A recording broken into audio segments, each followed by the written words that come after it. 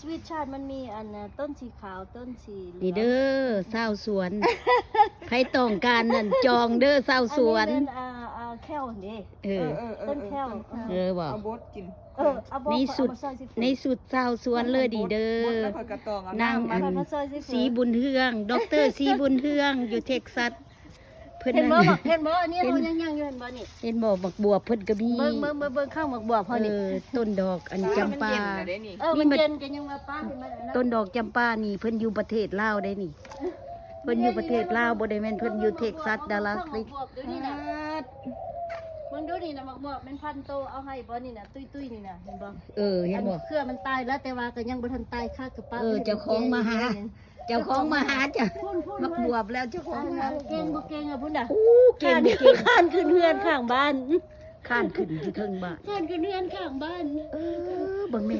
เบิ่งแม่ บ่เบิ่งดู แล้ว นี่ จังได๋จังสิเก็บเทิงล่ะหั่นน่ะ จังหน่อยกัน จังได๋ตัวจังสิเก็บเทิง เบิ่งดูน่ะทั้งใหญ่ทั้งยาวบ่หั่น ทั้งใหญ่ทั้งยาวเจ้าเฮือนเอ้ยพวกเจ้าทั้งใหญ่ทั้งยาว ทั้งยาว ทั้งใหญ่ทั้งยาว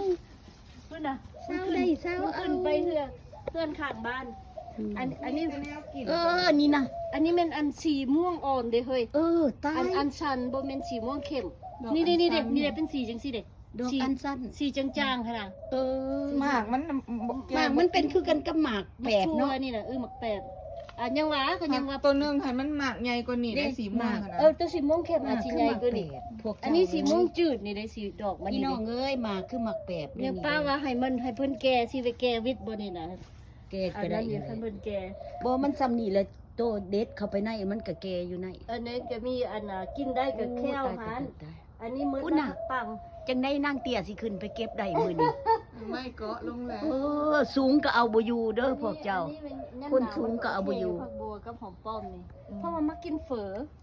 ก็เลยปลูกผักบัวหอมป้อมนี่หลายๆอันนี้ผักนั่นมันตายแล้วได้เห็นบ่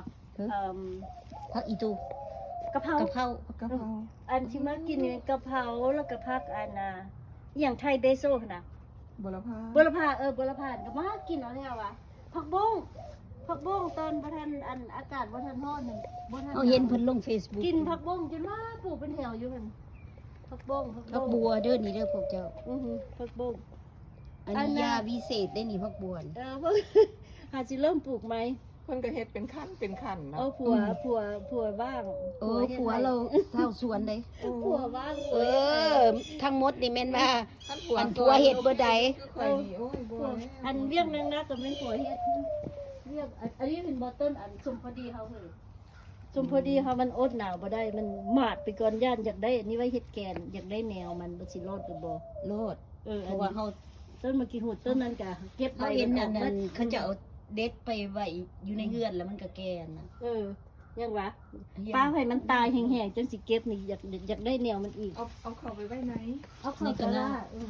อันนี้มันเกรฟกับบ่มีมากเลย เอายอดมันกิน กินยอดมันบ่หรือว่าไปแกงใส่ปลา ปีนี้จะเริ่มปลูกอันว่าโรสแมรี่ โรสแมรี่บ่ โรสแมรี่เอาเน็บใส่ก็ขึ้นหมูเอามาให้แล้วก็เน็บใส่นี่ก็ขึ้นไปเน็บใส่ข้างอันนั้นมันก็ขึ้นอยู่ ตัวอย่าเว้าเด้อพวกน้องเฮาว่า อือ เจ้าบ่ไปบ้านเอื้อยเฮืองบ่ เจ้าเบิ่งอันนี้ถ้าผมเฮ้ย ใส่ เบิ่งถ้าผมใหญ่เบิ่งอันนั้นมันสำแขนพุ่นนี่เอาบอนี่ดอกมันนี่น่ะเอาไปปลูกบ่เก็บไว้หลายอยู่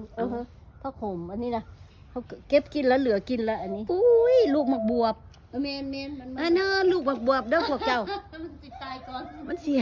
มันกำลังออกมาไม่ลูกหมักบวบ ซาลี่กับ ซาลารี่ก็มีแนวกินกับเฝอมากินเฝอเห็นบ่มักเพชรเฮ้ยบ่ทันตายได้นี่น่ะเป็นพวงอยู่นี่น่ะอันนี้มันมักเพชรตัวนี้ อันนี้พักอันนี้นี่กับมักเก็บไปใส่เฝอซาลารี่พักบัวสลายเป็นมักกินเฝอแล้วเราเก็บปลูกกันปลูกแนวกับเฝอจนจะไปอันนี้ก็แนวพัก